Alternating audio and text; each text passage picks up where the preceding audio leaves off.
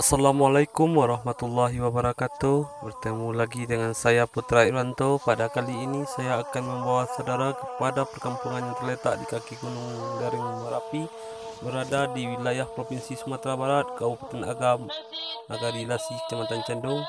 Inilah negeri yang sangat indah, begitu cantik dan menawan. Di sinilah saya dilahirkan, di sinilah kreativitas kita muncul.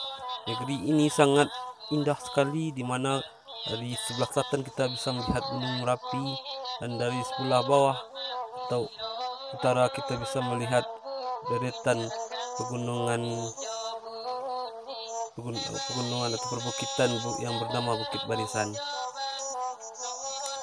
Di wilayah ini sangat indah dan cantik, sangat menawan, mengingatkan kita akan terus menjaga dan melestarikannya.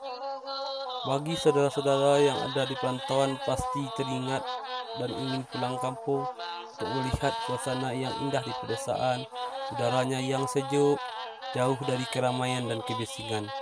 Daerah ini adalah daerah yang sangat nyaman, mengungkap inspirasi kita, kreativitas kita untuk berkarya, untuk berpikir bagi bangsa dan negara yang kita cintai ini. Disinilah kita berpikir bagaimana kita untuk melestarikan alam yang begitu indah, negeri yang elok, di mana di perkampungan sini yang bernama Jambak Dari ini, rumahnya tersusun dengan rapi, cantik dan menawan. Disinilah kami dilahirkan dan dibesarkan. Disinilah kreativitas akhirnya para intelektual untuk berpikir bagaimana memajukan bangsa dan negara ini. Indahnya alam Minangkabau sangat selaras dengan kreativitas dan kreasi yang sangat tinggi dari anak-anaknya. Anak-anak orang Minang sangat suka berpikir, sangat suka berkesenian dan berkreativitas, baik itu secara tertulis maupun dalam bentuk tari dan syair. Di sini di Minangkabau inilah pula lah lahirnya tokoh-tokoh nasional seperti Buya Hamka, Bung Hatta, Muhammad Nasir, dan lain sebagainya. Di sinilah, di negeri inilah, negeri yang sangat elok dan indah inilah lahirnya budayawan-budayawan terkenal seperti Taufik Ismail. Di sini jugalah lahirnya tokoh-tokoh pergerakan nasional Indonesia.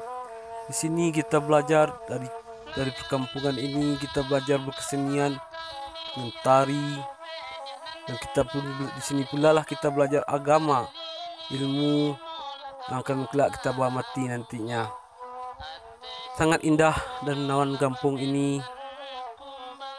Inilah wisata yang sebenarnya, yang jauh dari kebisingan, jauh dari hiruk pikuk perkotaan. Bagi saudara-saudara yang berkunjung ke Sumatera Barat, jangan lupa singgah ke perkampungan-perkampungan yang ada di Sumatera Barat.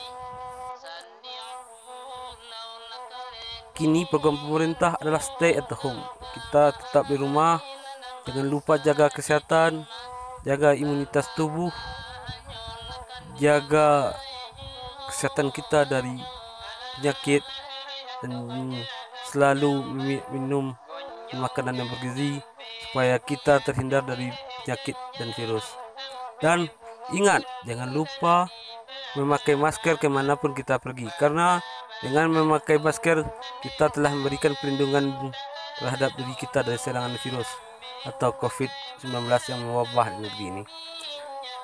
Teman-teman, saudara-saudara yang berada dimanapun berada, saksikanlah keelokan dan keindahan alam negeri kita ini, negeri Ranah Minang, Sumatera Barat, negeri yang begitu elok di kaki lereng Gunung Merapi.